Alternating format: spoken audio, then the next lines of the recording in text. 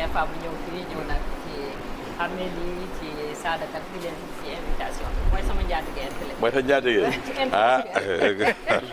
Sénégal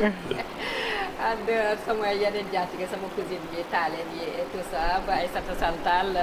vous parliez de l'environnement. On a pris Podor comme la ville la plus propre je sais pas au Sénégal en tout cas donc di ko ci féliciter.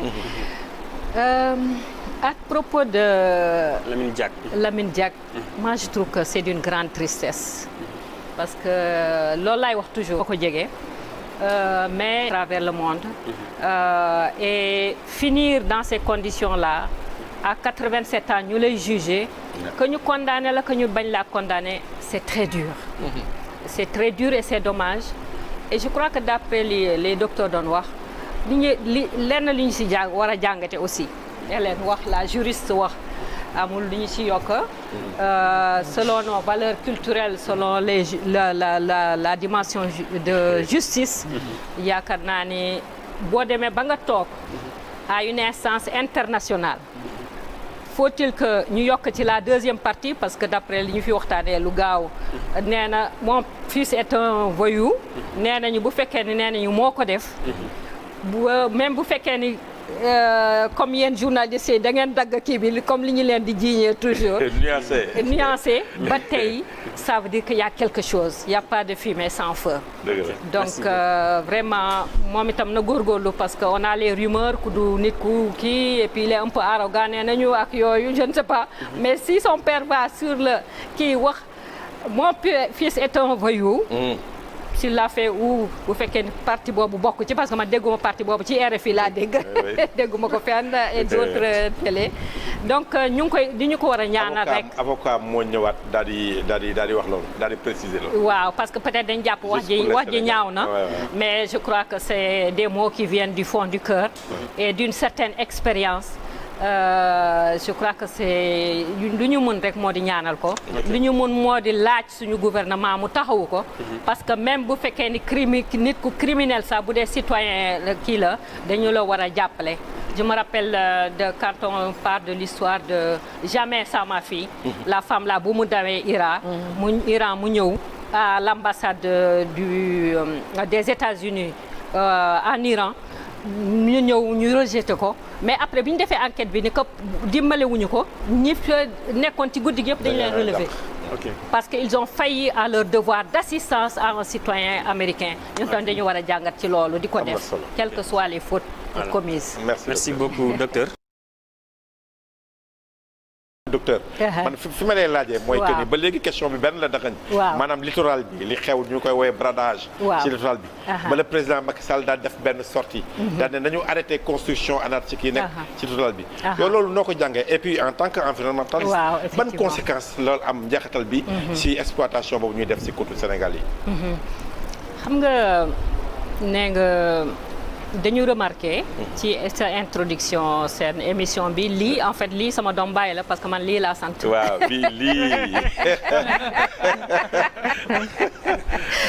que dafa mel ni que président day jël ay décision ba pare mu dellu gannaaw lu ko waral man personnellement maa ngi ci diaspora bi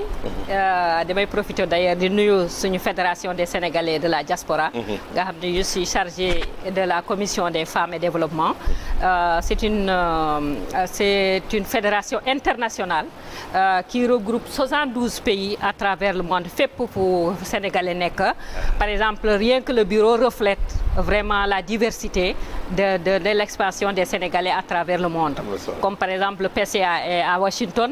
le vice-PCA est en Côte d'Ivoire le secrétaire général est en France à Nantes le secrétaire général adjoint est au Nigeria le trésorier est en Espagne et on a tous ces pays-là donc maa ngi leen di nuyu et c'est en leur nom aussi un peu que je suis là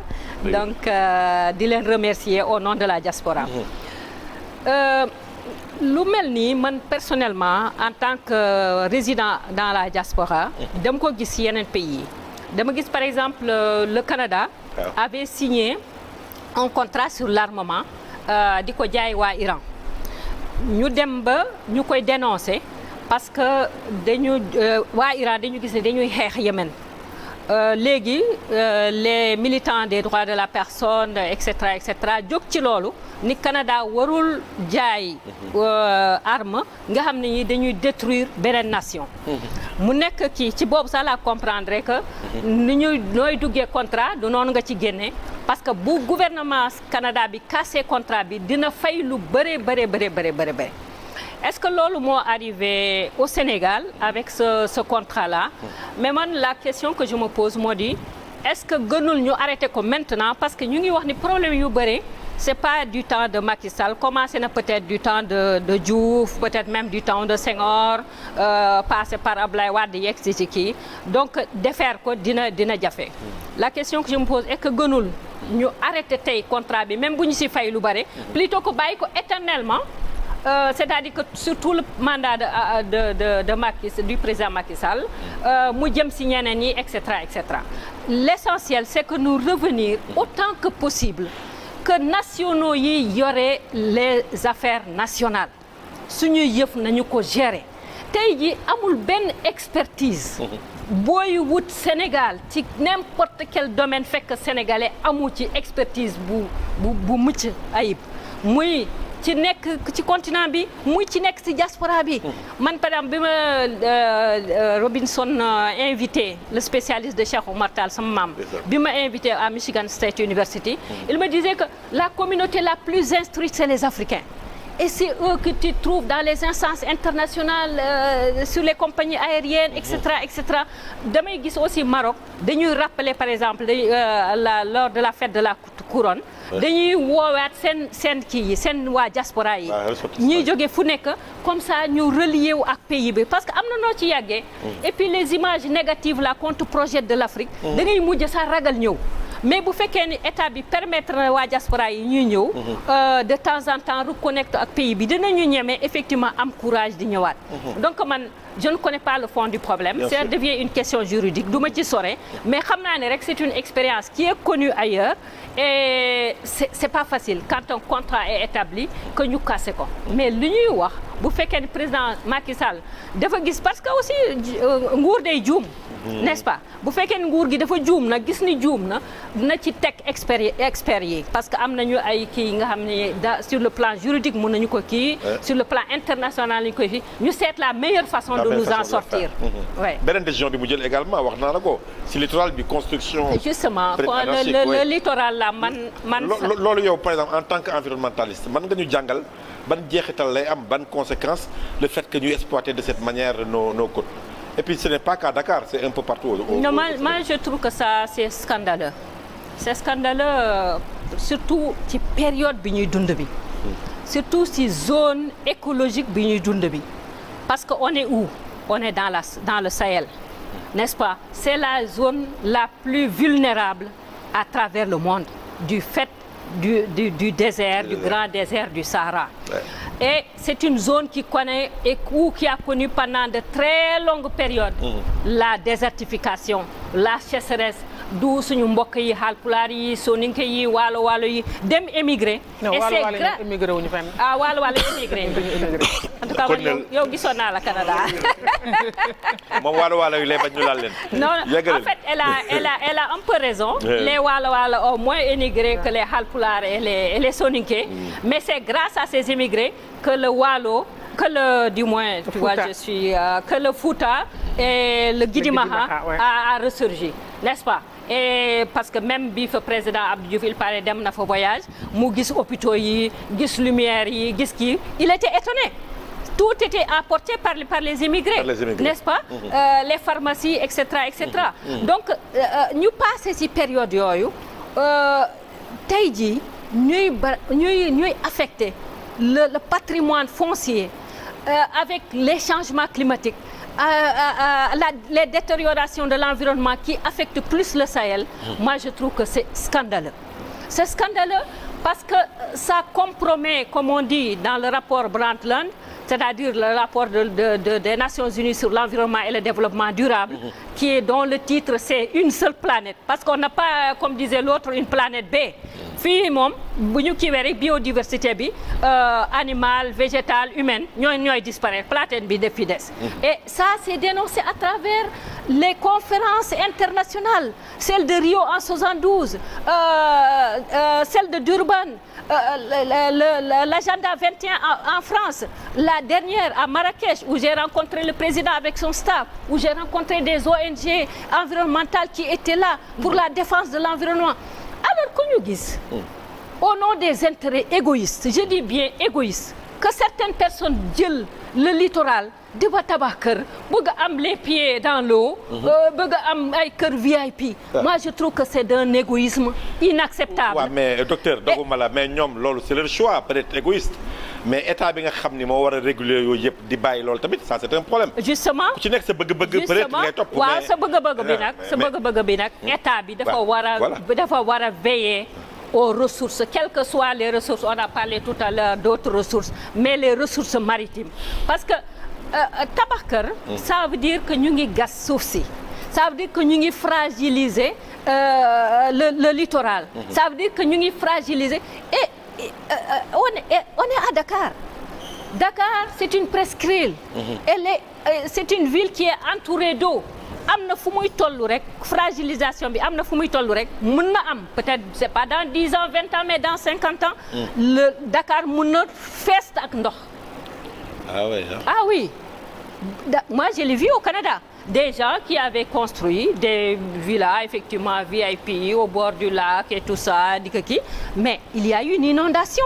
C'était des maisons qui coûtaient des milliards de dollars, dañu ko perte ñu tabaxaat 2 ans 3 ans, c'était en 2018, encore des inondations. Alors ci le gouvernement bi oui day jël ay mesures bu mu arrêté et cetera et cetera. Et yaakaar naa ne bu fekkee ne le président Macky Sall yeewu na ci loolu experts yi wax ko parce que effectivement les décisions politiques doivent être éclairées par le savoir. Il faut ñuy sukkandiku ci savoir experts yi et le Sénégal en regorge. Moi ce que je dirais c'est pas que il y a une faiblesse de la part du président Macky Sall, mais je dirais que c'est un président qui est à l'écoute de son peuple. Donc si telle décision n'est pas dans l'intérêt national, on doit y revenir, n'est-ce pas? Et par exemple, on a vu, vous parliez de la non-décision en cas d'urgence. Moi, je ne le dirais pas. Par exemple, dans le cadre du Covid-19, on a beaucoup mieux fait que les pays occidentaux, n'est-ce pas? Et ça, c'est pas moi qui le dis, c'est un journal suisse qui le dit. Et d'ailleurs, dans tous les pays africains en général, on a mieux géré, n'est-ce pas? Et le chef d'État, le président a eu une stature de chef d'État, jël toutes les décisions. Ba Dieu merci, on ne peut pas, bon, bakkan yi si ñàkk, c'est dommage, mais quand même, comme disent les Québécois, considère-toi, tu te désoles, compare-toi, tu te consoles. On se console au Sénégal. D'accord. Ok, Pape Sidi tey outrance. Loolu la moo ciy pexe docteur. Man damay yëkkati sama kàddu ci fi mu daanelee. Maanaam Covid bi dafa jàngal nit ñi. Xam nga après la Seconde Guerre mondiale, on a sorti la Déclaration universelle des droits de la personne. Tous les peuples naissent égaux, tous les hommes naissent égaux en droit et en chance, etc. Mais ñi ko waxoon defuñu loolu. Même bu fekkee ne rek bu ñu seetee ñun sénégalais ouest africains yi jóge woon jàppale ji leen dañ leen boom bi ñu ñëwaatee et cetera ñi jóge woon Algérie dem dimbale leen dañ leen boom donc ñoom du ñu respecté te li Cheikh Anta di wax bu fekkee nit ki mi ngi lay dominer d'abord sa mentalement la lay dominer day dindi l'estime de toi chez toi. Et yaakaar naa ne Covid bi di mu wone la faiblesse, l'impuissance de ces États qui se disaient grandes puissances tels que les États-Unis. Wone la fragilité de l'Europe. Wone aussi, quoi qu'on dise, malgré les perspectives qu'on avait dit, en Afrique il y aura 10 millions de morts, on verra même des cadavres dans les rues, comme monsieur et madame Kelenda wax, ñu wone ne quand même que l'Afrique s'en est sortie malgré tout mieux que. Donc c'est vrai qu'on n'a pas gagné la guerre, on n'a gagné qu'une bataille. Mais quand même, on s'en est mieux sorti. Qu'est-ce que ça veut dire? Ça veut dire que l'Afrique a des ressources, au-delà de toutes les ressources dont on parle, les principales ressources, c'est des ressources humaines. Et je vous ai parlé tout à l'heure de l'hommage que j'ai rendu à la nation sénégalaise, qui s'est tenue ensemble comme une seule femme pour...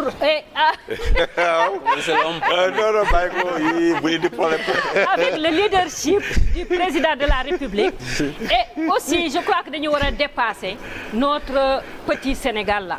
Parce que je crois que l'IMOA, Covid, doit permettre à l'Afrique de reprendre confiance en elle, aux Africains de se décoloniser mentalement. Et aussi, on a une richesse, c'est la jeunesse africaine. Une jeunesse brillante, une jeunesse dynamique, une jeunesse déterminée à aller de l'avant. Je pense par exemple, au lieu que par exemple New York l'âge de la retraite, on aurait dû prendre nous créer un emploi, des jeunes. Bon, au niveau de la diaspora, le président a beaucoup aidé et je pourrais le remercier aussi au nom de, par exemple, avec la FES qui par Sohnanata Samba et tout ça, il y a eu des femmes qui étaient là qui ne pouvaient pas avoir de fonds, nous prêter, nous lancer cette entreprise et tout. Mandal, ce que je veux dire, c'est que l'Afrique, au-delà du Sénégal, au-delà de l'Afrique de l'Ouest, que l'Afrique doit mutualiser ses compétences et ses capacités pour prendre le ballon au bon pour rebondir pour la renaissance africaine. C'est très important. Merci, docteur. Une seconde, voilà, 5 secondes. Faites de remerciements avec sama njaatige sama cousine et tout ça. Et puis dans Oumou Salamata Tall. Man jàpp naa ne il y a des expertises, il y a des sages. Que le président, effectivement, ne peut pas tout voir, tout savoir, tout comprendre. Nous avons un comité de sages de veille sur les intérêts nationaux. Le président implique la jeunesse sénégalaise. C'est elle le moteur de développement. Merci.